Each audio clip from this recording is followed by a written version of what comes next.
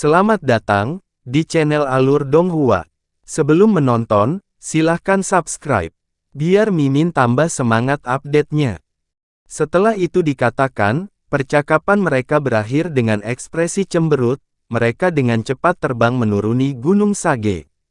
Han Li tidak mengikuti mereka karena sudah terlalu jelas, dia melingkarkan sepotong indera spiritual di sekitar pria keriput itu dan melihat mereka terbang dengan ekspresi terpisah sebelum mengikuti mereka dari kejauhan. Keduanya cukup lambat dibandingkan dengan Han Li. Setelah 2 jam, mereka akhirnya mencapai lapisan keempat Gunung Sage dan memasuki kediaman. Segera setelah itu, Han Li muncul di atas kediaman. Pemandangan di sini cukup tenang.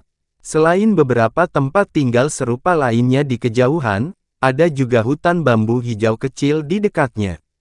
Mata Han Li menjadi cerah ketika dia menatap kediaman. Itu biasa-biasa saja, tetapi ada formasi air mengalir kecil yang ditempatkan di luar.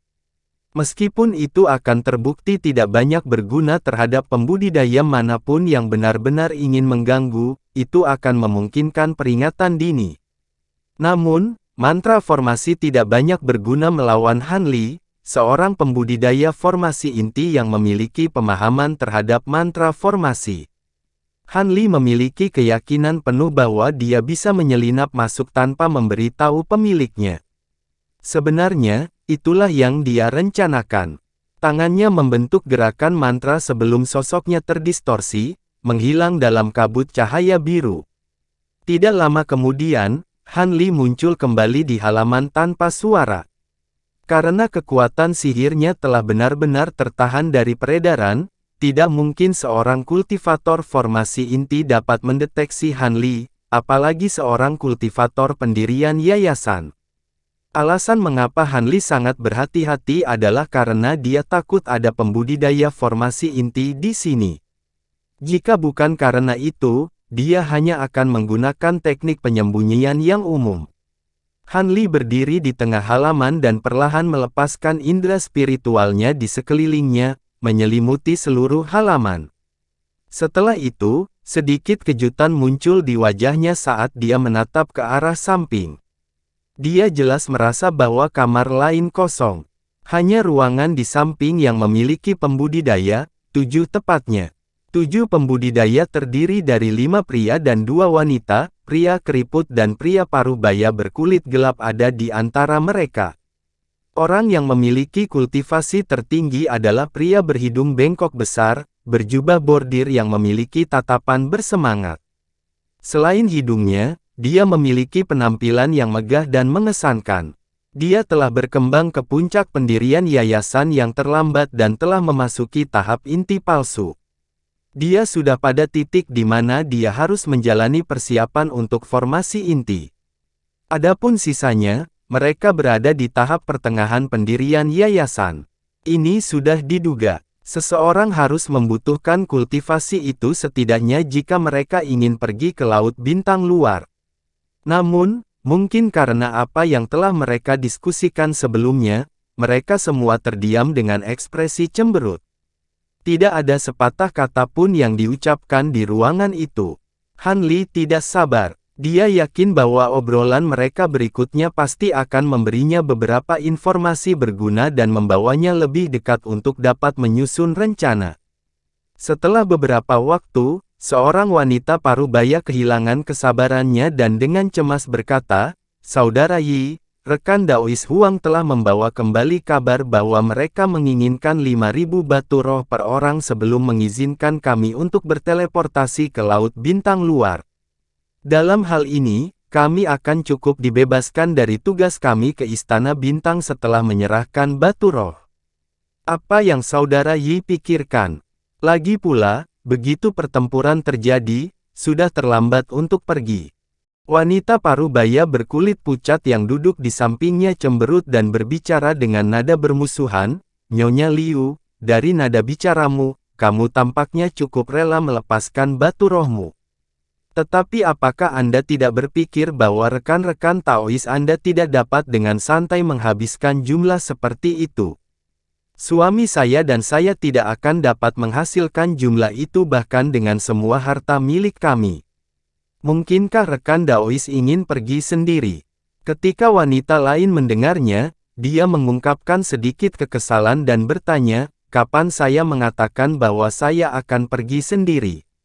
Bagaimana kalau kita tanyakan saja pada kakak Yi? Anda sangat berpengalaman dan memiliki kultivasi tertinggi di antara kami. Tentunya Anda dapat memberi kami analisis yang tepat tentang pro dan kontra. Pria berjubah bersulam itu berkata, baiklah, kalian berdua tidak perlu melanjutkan. Rekan Taois Liu tidak dapat menggunakan formasi transportasi sendirian, Laut Bintang Luar bukanlah tempat di mana penggarap pembentukan formasi dapat berkeliaran. Hanya ketika kita pergi bersama-sama kita akan dapat bertahan hidup. Jika kita beruntung, kita akan berhasil membunuh beberapa binatang roh dan menggunakan intinya untuk memperbaiki pil obat. Selain itu, kami tidak akan ditugaskan untuk membunuh seorang kultivator dengan tingkat yang sama selama pertempuran. Bahkan pembudidaya formasi inti akan merasa sulit untuk mempertahankan hidup mereka selama keributan, apalagi kita pembudidaya kelas rendah. Selain itu, ada juga kekhawatiran Istana Bintang akan mengingkari kata-kata mereka. Itu tidak mungkin. Istana Bintang tampaknya tidak pernah melakukan tindakan tidak adil seperti itu. Rekan Daois Yi, bukankah kamu terlalu curiga? Kata pemuda kekar itu. Meskipun usianya masih muda, dia memiliki aura yang dewasa. Meskipun kemungkinannya rendah, itu masih mungkin. Ini bukan periode di mana Istana Bintang adalah satu-satunya negara adidaya. Jika Istana Bintang merasa dalam bahaya, ia akan melakukan apa yang diinginkannya tanpa takut akan konsekuensinya. Itulah hak orang yang berkuasa. Wajah pria berjubah bersulam besar itu berkedut sebelum dia mendengus menghina. Dia tampaknya memiliki pemahaman yang cukup tentang kekuatan besar.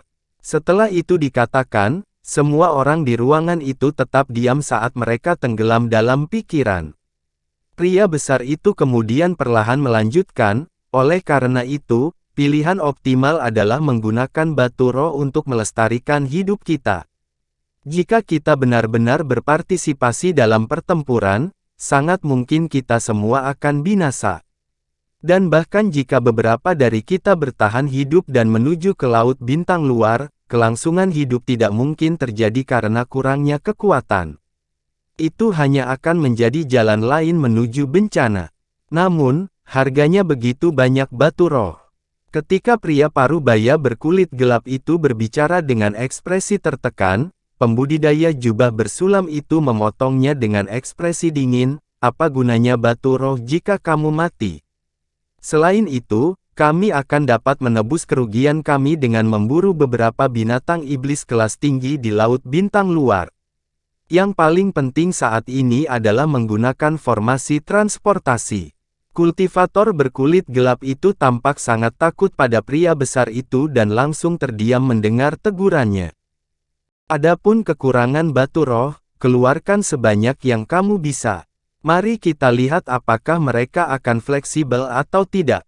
Jika tidak berhasil, maka kami akan mengambil kelebihan batu roh kami dan meminjamkannya satu sama lain untuk sementara waktu. Setelah kami berteleportasi ke Laut Bintang Luar, hutang akan dibayar kembali dengan bunga. Pria besar itu dengan tajam menatap para pembudidaya yang lebih miskin saat dia berbicara. Keenamnya saling melirik dengan tidak nyaman, tetapi mereka semua dengan enggan menerima perintahnya. Pria besar itu mengungkapkan sedikit kepuasan dan berbalik ke arah pria keriput itu. Dia berkata dengan nada yang mengesankan, "Rekan Taois Zhang, saya harus menyusahkan Anda untuk melakukan perjalanan lain besok. Dan melihat apakah mereka bersedia mengambil harga yang lebih rendah. Jika tidak mungkin, maka kami akan menyetujui persyaratan tersebut. Namun, kita harus pergi lusa, tidak boleh ada penundaan. Semuanya tidak akan ada artinya kecuali kita bisa pergi sebelum pertempuran meletus." Pria keriput itu berulang kali setuju. Setelah itu, diskusi yang hidup mulai meletus di ruangan mengenai detail spesifik. Saat Hanli berdiri di luar ruangan, dia bisa mendengar keseluruhan diskusi mereka dengan sangat jelas. Dia tidak bisa menahan diri untuk tidak tersenyum misterius. Kemudian dengan kilatan cahaya biru, dia menghilang tanpa jejak. Pada hari berikutnya, pria keriput meninggalkan kediaman dan menuju Istana Langit Berbintang, sama sekali tidak menyadari orang yang mengikutinya dari atas. Ketika Hanli mengikutinya ke sekitar Istana Langit Berbintang, dia dengan hati-hati menyelinap ke gedung terdekat. Hanli menggosok hidungnya dan kemudian diam-diam menunggu di dalam gedung. Sekitar 1 jam kemudian, pria keriput itu diam-diam muncul dari gedung dengan sedikit kegembiraan tergambar di wajahnya. Setelah itu, Hanli mengikutinya kembali ke kediaman. Namun, sesuatu yang tidak terduga telah terjadi di depan matanya. Sebelum memasuki kediaman, kegembiraan pria keriput itu benar-benar menghilang dan ditukar dengan ekspresi sedih. Ketika Hanli melihat ini, dia mengerutkan kening. Dengan dagu di tangan, pikirannya mulai berpikir, mungkinkah? Pada pagi hari ketiga, di bawah langit yang cerah, kelompok pembudidaya pendirian yayasan menyelinap keluar dari kediaman mereka dengan sangat sembunyi-sembunyi dan menuju Istana Langit Berbintang. Karena jam malam yang diberlakukan baru saja berakhir, hanya ada beberapa pembudidaya yang berkeliaran di langit pagi. Karenanya, ketujuh orang itu bahkan lebih berhati-hati. Masing-masing dari mereka dengan gugup berjalan dengan kepala tertunduk. Namun, pria berjubah bordir yang memimpin dengan waspada memeriksa sekelilingnya saat mereka terbang. Perjalanan ke Istana Bintang sangat mulus. Tidak ada yang terjadi pada mereka saat mereka terbang ke lantai 49 Gunung Sage. Ketika mereka tiba di Istana Langit Berbintang, ekspresi mereka santai dan dipenuhi dengan kelegaan. Tetapi pada saat itu, pria berjubah bordir di depan tiba-tiba berhenti di udara dengan ekspresi terkejut. Dia mengangkat lengannya dengan ekspresi serius, melakukan gerakan tangan yang aneh. Ketika yang lain di belakangnya melihat ini, mereka tiba-tiba berhenti dan menjadi waspada. Pria berjubah bersulam itu menatap lokasi yang kosong dan berbicara dengan nada berat, untuk alasan apa rekan Daois menghalangi jalan kita. Pada saat yang sama, dia mulai meraih kantong penyimpanan di pinggangnya. Area kosong di depan mereka bersinar dengan cahaya biru untuk mengungkapkan seorang kultivator berpakaian biru berdiri di sana dengan tangan di belakang punggungnya. Dia perlahan berbicara dengan suara serak, "Hehe, Anda tidak perlu takut, rekan Daois.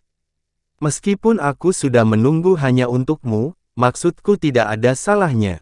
Saya hanya punya sesuatu untuk diminta dari Anda."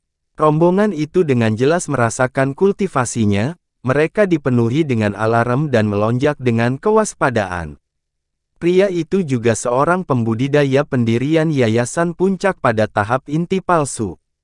Dengan kilatan dingin melintas dari matanya, pria berjubah bersulam itu dengan tenang bertanya, "Siapa namamu yang terhormat, rekan Daois? Bagaimana kami bisa membantumu?" Pria berpakaian biru dengan santai mengatakan sesuatu yang membuat 7 pembudidaya pucat, "Nama saya Jiwa Bengkok, pembudidaya liar. Apakah Anda menuju Istana Bintang? Bisakah Anda membawa saya? Saya juga ingin pergi ke Laut Bintang Luar." Ketika pria berjubah bordir mendengarnya, ekspresinya berfluktuasi. Dia terdiam beberapa saat sebelum dia tersenyum lebar dan berkata, "Jadi itu rekan Daoit Bengkok Jiwa, tapi apa yang kamu maksud dengan Istana Bintang dan Laut Bintang Luar? Kelompok kami hanya akan mengurus beberapa masalah pribadi, dan kami kebetulan lewat di sini. Kami tidak punya urusan dengan Istana Langit Berbintang." Rekan Daois salah. Pria berjubah bersulam itu mengambil keputusan bahwa terlepas dari niat Jiwa Bengkok ini atau bagaimana dia berhasil mengetahui rencana mereka, sama sekali tidak mungkin dia akan dengan mudah menyetujuinya. Yang lain tetap diam dan juga seolah-olah mereka menyerahkan masalah itu sepenuhnya kepada pria besar itu. Jiwa bengkok, terkekeh dan dengan santai berkata, tidak perlu rekan Daois Yi begitu curiga. Karena saya sudah tiba di sini, bagaimana saya bisa dibodohi begitu saja? Hati pria berjubah bersulam itu bergetar dan dia mendengus, Jadi sepertinya Anda tahu identitas saya dan memiliki pemahaman yang jelas tentang rencana kami. Dia kemudian tanpa sadar mencengkeram kantong penyimpanannya dengan pembuluh darah yang menonjol dari tangannya. Setelah menerima perintah yang tidak diketahui, para pembudidaya lainnya tiba-tiba bubar dengan koordinasi yang baik dan mengepung pria berpakaian biru itu. Pria berpakaian biru mengabaikan gerakan mereka dan berbicara dengan sangat santai, kamu tidak perlu mencoba dan membunuhku. Saya tidak bermaksud menyombongkan diri, tetapi dengan kultivasi saya, Anda tidak akan dapat membunuh saya dengan cepat. Jika saya berteriak dan memanggil Istana Bintang, saya ingin tahu apa yang akan terjadi. Setelah itu dikatakan, kelompok pembudidaya saling melirik sebelum mengalihkan pandangan mereka ke pria besar berjubah bordir. Ekspresi pria besar itu menjadi tidak sedap dipandang. Meskipun dia belum mencapai formasi inti, dia selalu membanggakan kelihayannya yang luar biasa membuatnya menjadi ancaman di antara para pembudidaya pendirian yayasan. Namun, dia jelas mengerti bahwa ancaman pria itu bukan lelucon. Setelah beberapa saat mempertimbangkan, dia hanya bisa menekan amarahnya dan dengan dingin bertanya, apa yang rekan Daois ingin kami bantu? Kami sudah mengatakan bahwa kami hanya akan membawa 7 orang. Selain itu, formasi transportasi hanya dapat membawa 7 pembudidaya sekaligus. Mereka pasti akan menolak jika kita menambahkan yang lain. Pria berpakaian biru itu tersenyum, tenanglah, aku tidak akan mempersulitmu. Selama saya memasuki aula, saya akan memiliki metode saya sendiri untuk membujuk mereka. Jika kesepakatan tidak dapat dicapai, saya tidak akan memaksakan masalah atau merusak perselingkuhan kebetulan Anda. Hanya itu, pria besar itu mengerutkan kening dan menunjukkan sedikit keraguan. Hanya itu, pria berpakaian biru itu berbicara dengan pasti. Pria besar itu berpikir sejenak sebelum akhirnya menggertakkan giginya, baiklah, jika itu hanya untuk memberimu perkenalan, maka kami bersedia untuk setuju. Dengan ekspresi tenang seolah-olah telah mengantisipasi konsesi pria besar itu, pria berjubah biru itu memberi hormat dan berkata, kalau begitu aku harus berterima kasih padamu. Pria keriput itu mengangkat kepalanya untuk melihat ke langit dan dengan cemas mendesak, karena rekan Daois ingin pergi ke Istana Langit Berbintang, mari kita pergi dengan cepat. Kami sudah terlambat. Mereka mungkin menjadi tidak sabar. Pria berpakaian biru itu melirik pria keriput dalam diam, tapi pria berjubah bordir tanpa berkata-kata mengangkat tangannya dan mereka melanjutkan perjalanan mereka. Mereka bergerak dalam formasi yang membuat pembudidaya berjubah biru tetap berada di tengah mereka. Sepertinya mereka cukup waspada padanya. Tetap saja, pembudidaya berpakaian biru dengan tenang mengikuti mereka. Tentu saja, pembudidaya berpakaian biru ini sebenarnya adalah Han Li. Dia telah menahan fluktuasi kekuatan sihirnya ke tingkat pembudidaya pendirian Yayasan Puncak dan telah menyamarkan penampilannya. Jarak yang tersisa dari Istana Bintang tidak lama. Setelah beberapa saat, kelompok tiba di depan Istana Langit Berbintang. Pada saat itu, pria keriput itu tiba-tiba meningkatkan kecepatan dan melesat ke depan, tiba di aula terlebih dahulu. Pria berjubah bordir dan yang lainnya tidak menganggap ini aneh sedikit pun. Bagaimanapun, pria keriput adalah orang yang memiliki hubungan dengan Istana Langit Berbintang sejak awal. Sekarang setelah mereka tiba, wajar saja jika dia yang memimpin, jangan sampai terjadi kesalahpahaman. Setelah masuk, Parti berusaha sekuat tenaga untuk mempertahankan ekspresi tenang, tetapi sedikit ketakutan tergambar di wajah mereka. Setelah memasuki Istana Langit Berbintang, hidup mereka sekarang berada di tangan pihak lain. Namun, semuanya tampak berjalan seperti yang diharapkan. Pembatasan yang seharusnya ada tidak ada, dan sepertinya para manajer istana telah menonaktifkannya sebelumnya. Ketika Han Li melihat ini, ekspresi aneh sesaat muncul di wajahnya. Tapi yang paling menghibur rombongan adalah pemandangan dua pembudidaya formasi inti istana bintang berpakaian putih menunggu mereka di aula dengan formasi transportasi. Ketika pria keriput melihat keduanya, dia segera tersenyum dan berjalan maju beberapa langkah untuk dengan hormat menyambut mereka. "Senior Gu, Senior Qian, kami telah tiba. Sudahkah Anda menyelesaikan persiapan di pihak Anda?" Di antara keduanya, pria tua botak itu menganggukkan kepalanya, perlahan berkata, "Kami siap di pihak kami. Serahkan batu roh, dan kami akan memberi setiap orang jimat perpindahan. Anda dapat pergi sesegera mungkin, tetapi batu roh sebaiknya tidak pendek." Pria berjubah bersulam itu melangkah maju dan dengan hormat berkata, "Tenanglah, Senior, kami telah membawa sejumlah batu roh yang disepakati." Pria tua botak itu memeriksanya beberapa kali sebelum berbicara dengan nada sopan, "Jadi, Anda adalah rekan Daois Yi. Seperti yang diharapkan, kultivasi Anda luar biasa." Tapi ketika pandangannya jatuh pada Han Li, ekspresinya tenggelam. Ekspresi pria tua botak itu menjadi suram dan suaranya dipenuhi dengan kecurigaan. "Bukankah kita setuju bahwa itu seharusnya 7? Kenapa ada orang lain di sini?"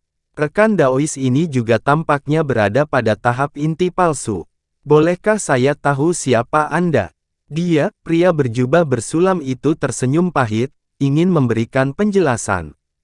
Han Li tersenyum dan menyela pria besar itu, "Saya bengkok jiwa, seorang kultivator liar yang juga ingin pergi ke laut bintang luar.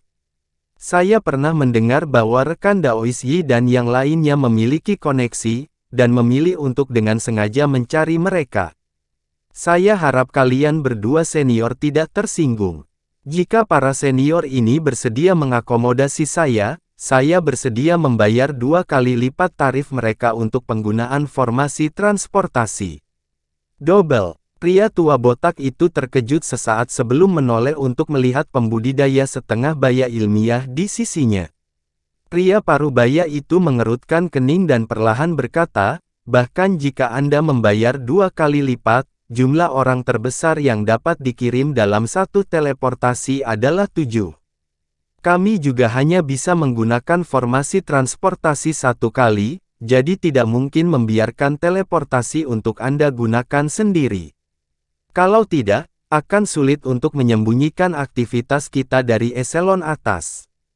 Junior telah mempertimbangkan itu, jadi dia tidak akan mempersulit senior. Han Li tersenyum dan tiba-tiba menoleh ke samping, berbicara tanpa sedikit pun kesopanan, "Karena itu, bagaimana kalau rekan Taois untuk sementara menyerahkan tempatnya?" Terima kasih sudah menonton, sampai jumpa di episode selanjutnya. Jangan lupa subscribe, like, dan nyalakan loncengnya. Sampai jumpa.